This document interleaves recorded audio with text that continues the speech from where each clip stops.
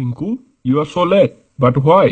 আমাৰ গাড়ীখন বোকাৰ মাজত ফচি গৈছিল sir No, tell me English. Sir our গাড়ী was pouring in বোকা no লৰিং চৰিং only ভুম ভুম সাউণ্ড কৰিং টিংকু, কচোন পৃথিৱীৰ আটাইতকৈ হাঁহি ফূৰ্তি থকা প্ৰাণীবিধ কি?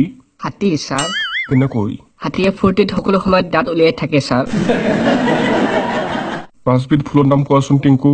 ছাৰ এই ধৰক আপোনাৰ ছোৱালীজনী দেখাত বিউটিফুল হাঁহিলে লাগে ৱাণ্ডাৰফুল ফিগাৰটো কিন্তু হাউচফুল আৰু মোৰ নাম চাইফুল মোৰ শহুৰৰ নাম আশ্ৰাফুল ঐ শুন, বাহিৰলৈ গৈ নকবি আকৌ তহঁতক নকল কৰিবলৈ সুবিধা দিছিলো। নহয় ছাৰ আপুনি যে কি কয় বাহিৰলৈ গৈ কম যে আমাৰ পৰীক্ষাৰ গাত এজন হাৰামী টিচাৰ পৰিছিল অলপো লৰচৰ কৰিব দিয়া নাই ছাৰ মই মুতিম বাহিৰলৈ যাওঁনে অভদ্ৰ ল'ৰা, এনেকুৱা অশ্লীল শব্দ কিয় ব্যৱহাৰ কৰা? মুখেৰে প্ৰস্ৰাৱ নোলায় নেকি? নোলাই ছাৰ আপোনাৰ মুখেৰে প্ৰস্ৰাৱ ওলাইনে টিংকু, তুমি আজিও মাৰপিট কৰিলা কিয়? সি মোৰ গাৰ্লফ্ৰেণ্ডক কিছ কৰিছে ছাৰ কোন তোমাৰ গাৰ্লফ্ৰেণ্ড? আপোনাৰ ছোৱালী ছাৰ ইছ, বদমাছটোক দুটামান ঘচা বেছিকৈ নামাৰিলা কিয়?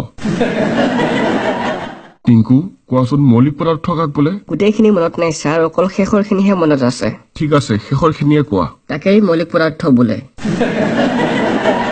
তোমালোক এতিয়াও ক্লাছ 5ত ফেইল কৰা, অথচ নেপোলিয়ন তোমালোকৰ বয়সত ক্লাছ 9ত আছিল আৰু তোমালোকতকৈও ব্ৰিলিয়াণ্ট আছিল। ছাৰ তেতিয়াহ'লে আপুনি ৰজা নহ'ল কিয় সেই বয়সততো তেখেত তেতিয়া ৰজা আছিল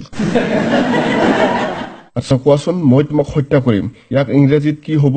তোৰ ইংলিছৰ মাপ বাপেক দম আছে যদি আগতে হাত লগাই চাচোন